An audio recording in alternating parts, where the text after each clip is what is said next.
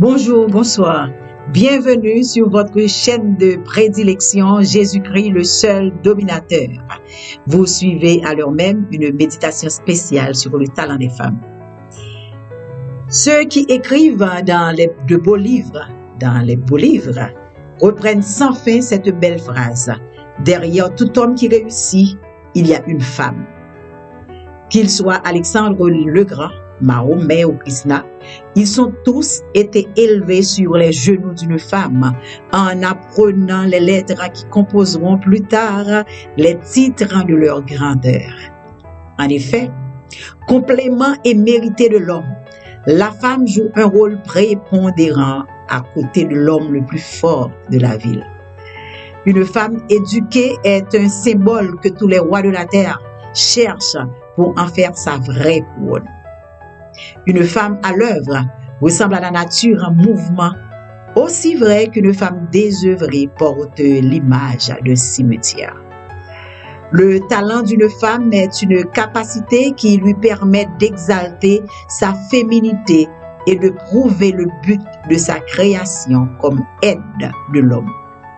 Réveillez-vous et souvenez-vous des figures de proue féminines de la Bible, comme Abigail, celle qui par sa souplesse a détourné la fureur du roi contre son mari et sa maison, et qui par la suite a élevé à la dimension royale en devenant la femme de David.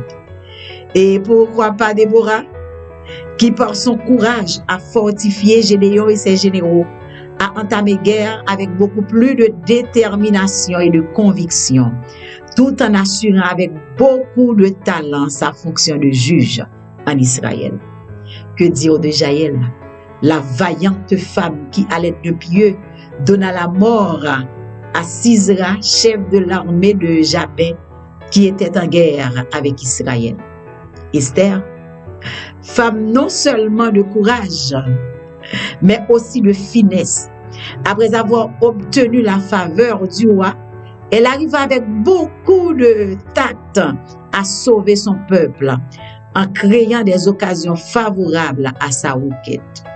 Elle ne permit pas, comme la plupart des femmes, à ses émotions de la diriger.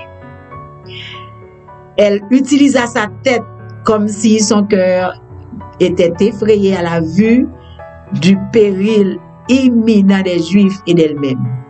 Enfin, Priscille, capacité de leadership, femme érudite, leader bien-aimé du peuple de Dieu à Corinthe. Sa maison, église, accueillit une nuit un brillant jeune homme éduqué, Apollos. La connaissance de ce dernier ne s'arrêta qu'à l'enseignement de Jean-Baptiste.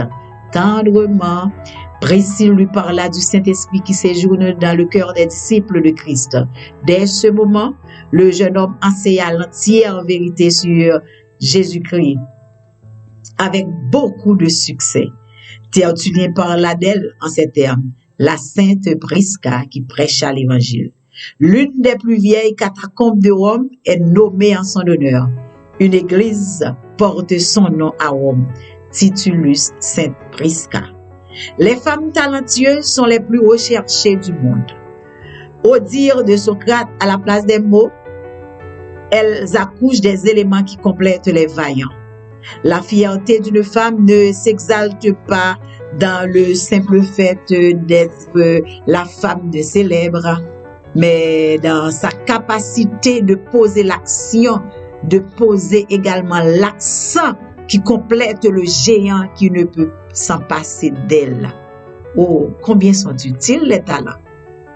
Une femme talentueuse est celle qui accepte de réaliser son propre style de beauté en apprenant à mettre en valeur ce qu'elle a de bien et à escamoter adroitement ses défauts. Elle ne tente pas de ressembler à une vedette de la scène ou de l'écran. Elle porte son âge avec aisance, puisque chaque âge garde sa beauté.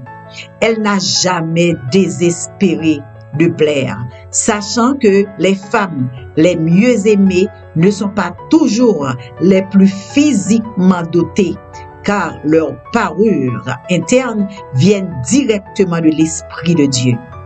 Aussi, dans un contexte biblique, Le talent est-il conçu comme une capacité de l'Esprit de Dieu en nous et qui nous rend opérationnels sur le chemin missionnaire au moment précis où la volonté de Dieu semble vouloir se faire valoir? Pour prouver qu'on est une femme ministérielle, il nous faut une capacité de transcendance. Et cette capacité nous permettra de survoler les turpitudes de la vie. La femme d'un pasteur est directement porteuse la même semence professionnelle que son mari. Sans une vision pénétrante du ministère, elle court le risque d'être son ennemi numéro 1. Elle devrait être un prototype de première classe. Le talent acquis par le savoir humain est au service de l'intelligence. Mais le charisme de l'esprit doit être sous le contrôle direct de l'Esprit de Dieu et ne peut être qu'exercé qu'au moment de sa volonté. Si l'on ne peut cacher sa beauté, combien plus ses capacités? Femmes, libérez-vous des morsures de la peur pour tenir debout, droite et fière, non comme des lianes agrippées et dépendantes, mais comme de grands arbres aux racines solides. Une femme seule peut grandir, se déployer et faire croître toute une forêt. Vous êtes la conclusion de la création, le complément indispensable de l'homme. Mesdames, vous êtes toutes des femmes. Sachez que si vous gardez vos talents dans le secret, au royaume des hommes, vous serez considérés que comme des ombres qui passent. Et vous serez au milieu de la foule que comme des êtres sans définition et sans affinité. Ne courez pas après un talent. La femme même est un talent. Développez votre personne pour en faire usage. C'est soutenir l'homme, la société, le monde dans sa double dimension, spirituelle et sociale. Derrière tout homme qui réussit, il doit y avoir à tout prix une femme. Faites en sorte que ce soit vous, car vous êtes la conclusion de la création et l'aide indispensable de l'homme. Merci.